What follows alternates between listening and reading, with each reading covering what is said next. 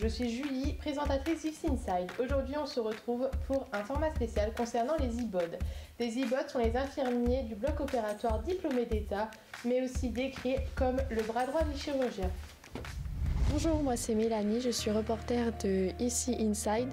Aujourd'hui, nous recevons 3 IBOD pour poser quelques questions. Est-ce que vous pouvez me dire qu'est-ce qu'une IBOD? Alors donc une IBOD, c'est une infirmière de bloc opératoire qui est diplômée d'État et ça fait partie d'une des spécialisations du diplôme infirmier. Pouvez-vous me dire quelles sont les missions de l'IBOD? Donc l'IBOD est chargée de prendre en soin des personnes bénéficiant d'une intervention chirurgicale, d'endoscopie ou tout acte invasif.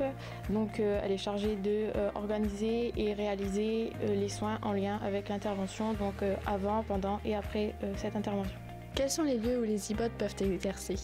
Alors donc les IBOD exercent généralement en bloc opératoire qui peut être mono ou pluridisciplinaire, mais aussi au niveau de tout ce qui est hygiène hospitalier ou tout ce qui est au niveau aussi de la stérilisation centrale, mais également dans la cellule de qualité et de gestion des risques.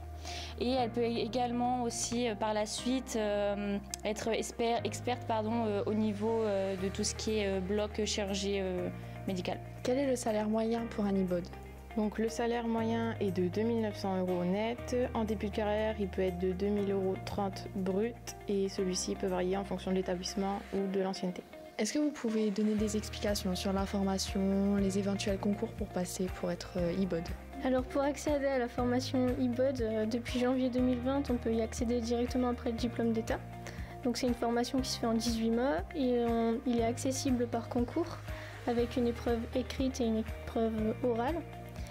Et après, la formation, ça se passe avec un enseignement pratique et un enseignement théorique.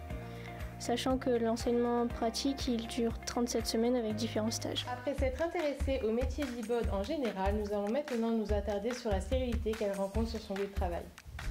Du coup, combien de temps dure le lavage des mains? Donc au total 5 minutes pour le lavage chirurgical. Il est fait en 3 temps, donc le lavage comme un lavage classique mais jusqu'au coude. D'accord. Donc tout l'avant-bras doit être lavé. Ensuite on rince. Le deuxième temps consiste à se laver avec une petite brosse. Surtout pour les ongles.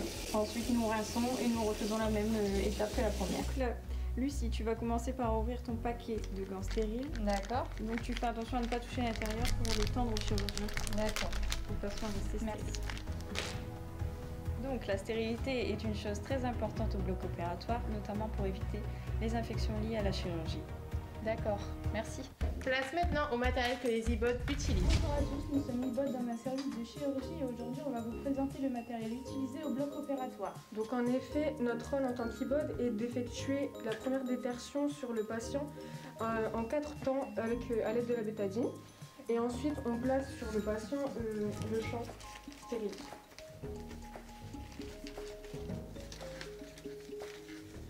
Le matériel est divers au bloc opératoire. On y trouve des bistouris, des pinces, des lames, des ciseaux. Ceux-ci se retrouvent sur le champ stérile de la table. L'IBOD peut aussi manipuler des médicaments injectables, par le biais de seringues et d'aiguilles. Elle est aussi une alliée au chirurgien pour finaliser l'opération, par la suture par exemple, ou par le pansement.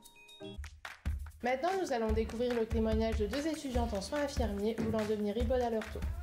Ainsi, nous allons découvrir les avantages et les inconvénients du métier d'IBOD. En fait, Amel, t'as vu le reportage d'Ifsi Inside hier? Si, je l'ai vu, il m'a plu. Et toi, il t'a plu?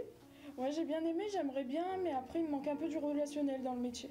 Non, moi je trouve pas parce que tu rassures, tu déstresses le patient avant l'opération et puis tu le prends en charge pendant et puis après aussi. Donc du relationnel, il y en a. Et puis c'est un travail d'équipe. C'est vrai, t'as raison, mais après on est quand même seul. On a le stress, faut être rapide, faut être assez... Ouais, c'est vrai, mais ça c'est les débuts et puis je pense que tu peux acquérir les compétences dans le temps. T'as raison, faudrait peut-être y penser du coup. Ouais, faudrait peut-être y penser. Le format spécial est maintenant terminé, je vous retrouve bientôt dans de nouveaux épisodes d'Ifsi Inside. Au revoir. Devenez mon bras droit.